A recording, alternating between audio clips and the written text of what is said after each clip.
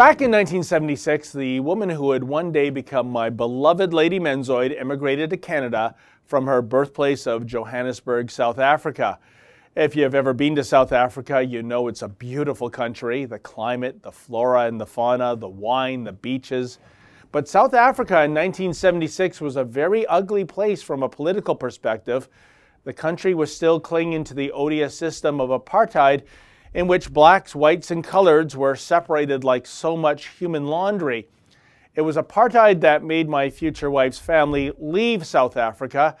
Yet, although apartheid finally met its demise in South Africa in the early 90s, why does the left seem to be championing apartheid-lite on this side of the pond?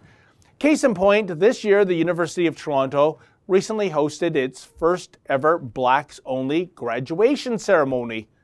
Why? Well, the co-organizer of the event, Nazma Ahmed, recently noted in a Toronto Star article that she's hopeful that such a segregated ceremony will, quote, inspire other black students, end quote. Inspire them to do what? Embrace segregation?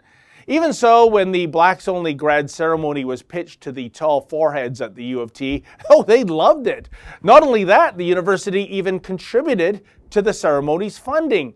Oh well, so much for Martin Luther King Jr.'s I Have a Dream speech. You know, the part about, I have a dream that my 4 little children will one day live in a nation where they will not be judged by the color of their skin, but by the content of their character. I have a dream that one day on the red hills of Georgia, the sons of former slaves and the sons of former slave owners will be able to sit down together at a table of brotherhood. Martin Luther King Jr. dreamed of inclusion and equality back in 1963, but fast forward to 2017 and look what's happened. The political left, which is supposedly all about inclusion, is now all about promoting exclusion based on skin color. South of the border, several Ivy League universities, including Harvard, now conduct blacks-only graduation ceremonies as well. And you may recall the recent debacle that occurred at Evergreen State College in Olympia, Washington.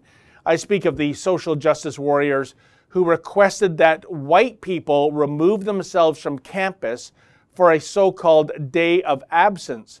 And when Professor Brett Weinstein had the temerity to show up that day and actually teach his class, well, the SJWs stormed the campus and demanded his resignation.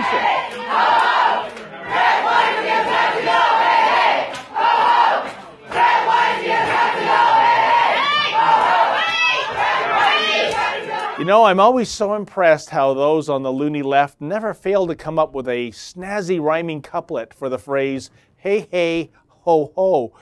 Bottom line, with this mandate for dividing people based on race, the left has seemingly forgotten what it once fought against. Indeed, they have actually devolved into what they once hated. You know, I think many of these folks today might have really enjoyed living in South Africa circa 1976. For the Rebel.media, I'm David the Menzoid Menzies. Like what you just saw, then click subscribe below and never miss another Rebel video.